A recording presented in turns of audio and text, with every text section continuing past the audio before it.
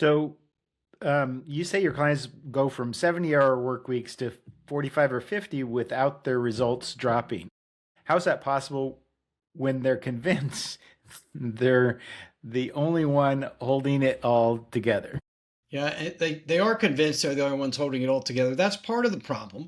They may be the only ones holding it all together.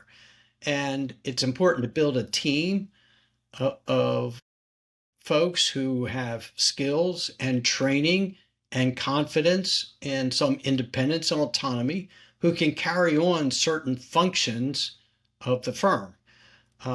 But the other thing is, lawyers are so hesitant to set boundaries because they feel like, and this gets back a little bit to the perfectionism thing, they feel like they need to be constantly available. If you call me at 9 a.m., I better answer the phone. If I get an email at 9:15, I better answer it at 9:16. And the result of that is during the workday, they have no time to get work done. And I have developed kind of a productivity system. I'm actually coming out with a course about it soon. Um, but I've spoken to the ABA and the North Carolina Association of Women Lawyers about how to be more productive at work.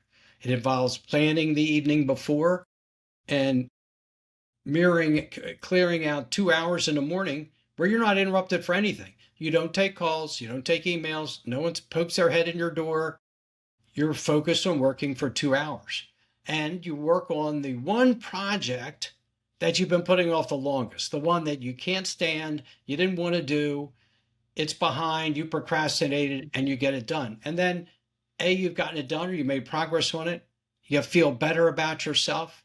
And otherwise, what happens is the day becomes reactive. I walk in, I look at emails, I start responding to the emails. Then a call comes in. I take the call. And all of a sudden, the whole day's gone by, and you finish at the end of the day. So I worked my tail off for 10 hours, and I didn't feel like I got a single thing done.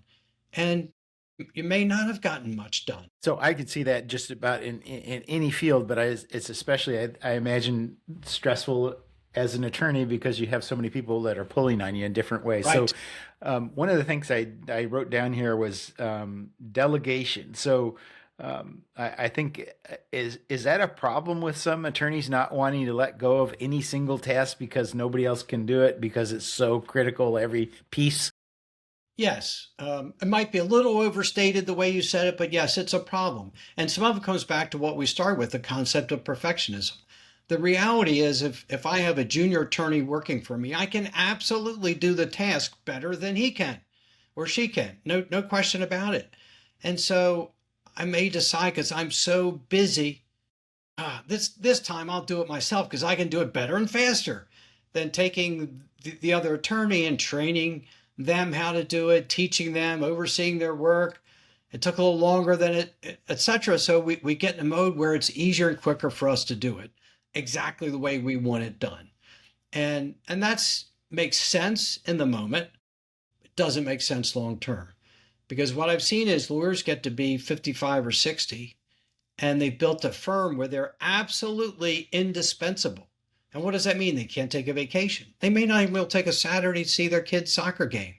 They can't think about transferring their practice to someone else because they don't have systems and people trained who can make it run just as effectively when they're not there as when they're present.